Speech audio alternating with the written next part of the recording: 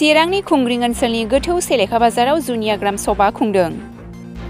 चिरां जिल्ला खुंथांनि बानजायनायाव दिनै गोथौ ओनसोल सेलेखा बाजाराव दिनै ओनसोलनि रायजो राजाफोरखौ लानानै जुनिया ग्राम सभा खुङो, जेराव गोबां बिफाननिफ्राय बाहागो लाना रायजो राजाफोरजों गुवारै सरकारनि आसनि एबा सुबिदाफोरनि सोमोन्दै गुवारै सावरायो रायजो राजाफोरजों। बे हाबाफारियाव गाहायै बाहागो लायो एडिसि रिंखां मुसाहारि, चाइल्ड प्रटेक्शन अफिसार सुराश्री फाटक, बिडिअ कुमुद नार्जारी, सार्कल अफिसार प्रान्जल बरुवा शर्मा, समाज अनसाय बिफाननि मावख'गिरि समेश्वर मुसाहारि, सावस्रि बिफाननि मावख'गिरि, गोबां बिफाननि मावख'गिरि, ओनसोलनि रायजो राजा आरो मेलेमजिबिफोरबो। खौरां बिजोंनि सिगाङाव एडिसि रिंखां मुसाहारिया फोरमायोदि बे ओनसोलनि रायजो राजाफ्रा मानो जौगानो हायाखै आरो सरकारनि आसनिफोरखौ मानो मोननो थाङाखै आरो जों मा खामानि मावनो गोनां बेखौ बुजिनो गोबां खोथा सावरायफैदों आरो फरायसालि, देहा फाहामसालि, लामाफोरखौ मोजां एबा सुबिदा रायजो राजाफोरनि लाबोनो हायो होनना फोरमायबावो। ओरैहाय ओनसोलनि रायजो राजा आरो 14 नं चिरां दुवार ब्लक UPPL निफ्रायबो जुनिया ग्राम सभा लानायखौ गोजोननाय फोरमायो आरो मावख'गिरिया जा खोथा होलांदों थाबैनो मावफुंगोनखौ आसा खालामो। बे ग्राम सभाया जों मिथिगौ खुंग्रिं BCDC आन्दाराव सेलेखागुरि बा बे ओनसोलावहाय गोबां थारमाने गोग्लैसोनानै थानाय न'खरफोर दङ। बिभिन्न दिगावहाय बिसोरो जौगानो हायाखै। दा बे जौगानो हायै ओनसोलफोरनि रायजो राजाफोरजोंहाय जों रायज्लायनो थाखाय फैदों। जों मिथिनो लुबैदों जे बेवहाय मा प्रब्लेमनि थाखाय बिसोरो थारमाने सरकारनि माखासे स्किम बा जे आसनिफोर बेखौ मानो बिसोर मोनाखै आरो बिसोरनो बेफोरखौ होनो थांनायावहाय जोंहा मा खामानि मावनांगौ दं बे ओनसोलाव बेखौबो जोङो मोनथिनो थाखाय बा बेफोर खामानिखौ मावफुंनो थाखाय जोङो मोनसे प्लेनिं जाहाथे खालामनो हायो बेनि थाखाय जों बेवहाय फैदों आरो रायजो राजाफोरखौ जों बुजायनो नाजादों जे मोनफ्रोमबो स्किमनि आन्दारावहाय जाहाथे जों बिसोरखौहाय जाहाथे काभार खालामनो हायो, बेवहाय जाहाथे बिथांमोनहा जोंखौ मदद खालामो बा बिथांमोनहा एसे आवगायनानै फैयो बे खोथाखौहाय जों गुरुत्त' होनानै रायजो राजाफोरजों रायज्लायदों। जथेस्थ' बाहाय न'खरफोर दं, फेमिलिफोर दङ, गोबां थारमाने स्किमनि आन्दाराव जायफोरखौ जों काभार खालामनो हायो आरोखि।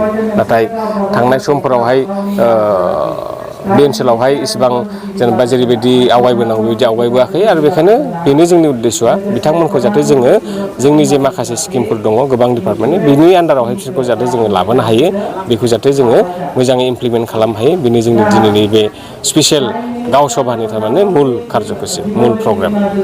एडुकेसन सेक्टर आरो हेल्थ सेक्टर प्लास कमिउनिकेसनाव गोबां जेंना बेनि थाखाय माबा मोनसे बेबस्था लानांगौ। औ बेनो जेनेबा बेवहाय जों नुदों जेनेबा स्कुलफ्रा जेरैबायदि जेनेबा नुदों एसे गोजान थांनांगौ जायो उन्दै गथ'फ्रा।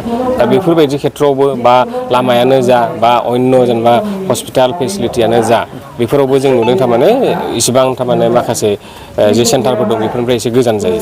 दा बेफोर बुस्थुखौनो जों मोजाङै नायनानै जाहाथे फैगौ दिनफोराव जाहाथे जोङो बेफोर फेसिलिटिखौ जाहाथे खाथिसिनाव जाहाथे रायजो राजानि खाथिसिनाव लाबोनो हायो बेनि थाखाय जों जाहाथे मोजाङै प्लेन खालामनो हायो बेनि थाखायनो जों बे मिटिंखौहाय रायजो राजाफोरजों मोजाङै सावरायनो थाखाय फैनाय जादों। আজি ইয়াতে চেলেখাগুৰি বজাৰ এলেকাত এটা সভা হৈ গ'ল।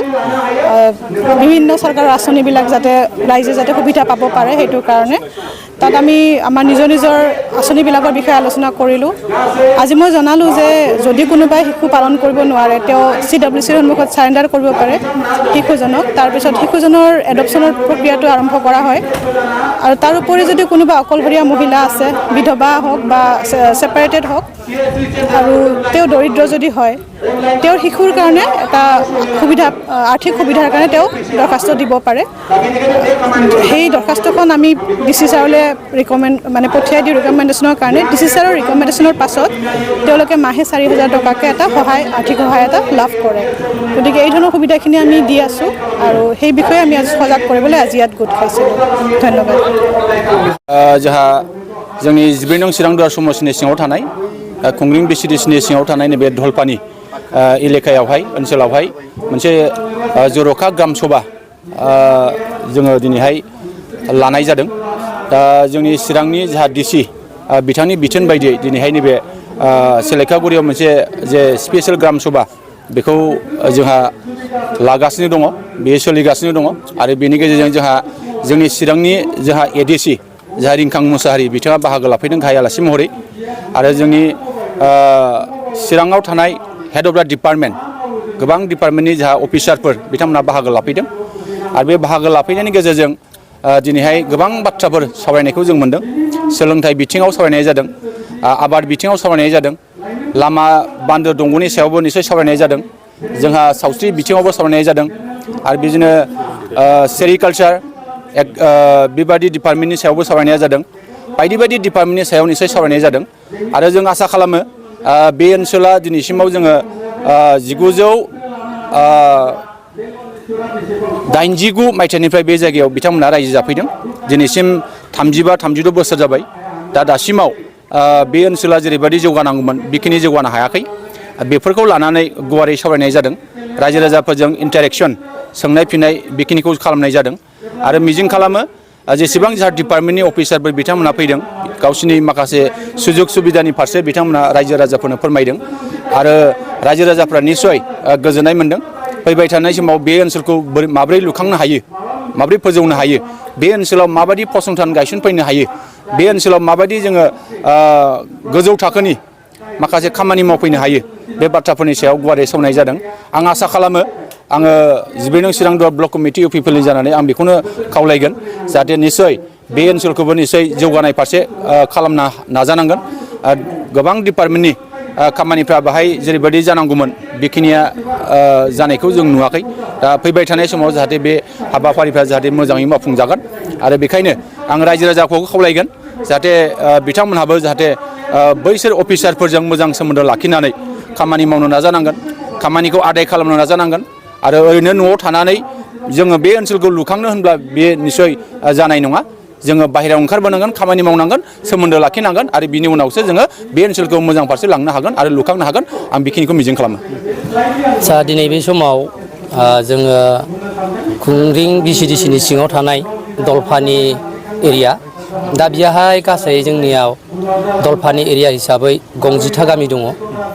दा बे 60 गामिनि गेजेराव दिनै जोंनि चिरां जिल्ला अर्थात जिल्ला बेंगिरि सार बिथाङा गावनो गोसो गुदुं जानानै जिहेतु जोंनि नैबे दलफानि एरियायाव माखासे आनडेभेलपखौ नुनानै बा माखासे मावनो गोनां खामानिखौ आद्रा नुनानै बिथाङा गावनो गोसो गुदुं जानानै जिहेतु जोंनि नैबे दलफानि एरिया अर्थात सेलेखागुरि बाजार ओनसोलाव जा मोनसे ग्राम सभानि मेल लाफैदों। दा आं गिबियाव सार जिल्ला बेंगिरि बिथांनिसिम आङो साबायखर बावहरग्रोबाय।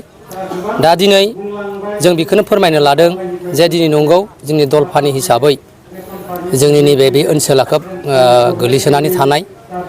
दिनै जोङो थांनाय जिथु सरकार, थांनायनि सरकारावबो जेसेबां जोंहा डेभेलप जानांगौमोन जों डेभेलपबो जानो हायाखै आरो जोंनि मथा मथि नैबे बे ओनसोला दलफानि ओनसोला गैयाब्लाबो 25 एबा 22 बोसोर जालांबाय। बेहाय गासै रायजो राजा रायजो जानाया दिनैसिमबो माखासे डेभेलपखौ जों नुनो मोनाखै। जेरै गिबियावनो हमना ला लामा होननानै बुं, दालां होननानै बुं, बा फरायसालि होननानै बुं, बा बिथिं बायदि बायदि सरकारि आसुनि हस्पिटाल, अंगनबादि बायदि बायदि आसुनि जोंहा जिहेतु बेयाव मोननो गोनां दङ मोनाखै। दा थिग बे हिसाबै जोंनि दिनै बेहाय जिल्ला बेंगिरि सारा गावनो माखासे जिहेतु जोंनि चिरां जिल्लानि सिङाव थानाय बायदि बायदि बिबान बिथांमोन गासै दैदेनगिरिखौ लाना फैनानै जिहेतु जोंनि बेहाय मेल खालामफैदों। जों गोजोननाय मोन्दों। जों आसा खालामदों जाय बिबानगिरि, जाय दैदेनगिरि बिथांमोना जोंनि बेहाय जोंनो जाबायदि खोथा होलांदों, जा आश्वास होदों, जों बेखौ बावैनि गेजेरजों जों मावफुंजानायखौ जों लुबैयो। जाहाथे जोंनि बे गोरिब गुन्द्रा थाखोनि ओनसोलनि रायजो राजाखौ जाहाथे अनसायहरो जों बेखौ आसा खालामदों आरो बेखौ जों गोख्रों रावजों बुंनो सानदों जे जाय बिथांमोना दिनैनि गेजेरजों जा जोंनि बेहाय फोरमायफैदों, मेल खालामफैदों, माखासे आसनिफोरखौ होगोन होननानै बुंदों, नाथाय होनायल'जों जों गोजोननाय नङा, बुंनायजों माने खामानिया मोगथाङाव महर जानांगोन। जों बेखौ मिजिं खालामहरो आरो दिनैनि बेलायाव जा मोनसे मेल लाफैदों ग्राम सभानि गेजेरजों जों बेहाय खोब गोजोननाय मोन्दों।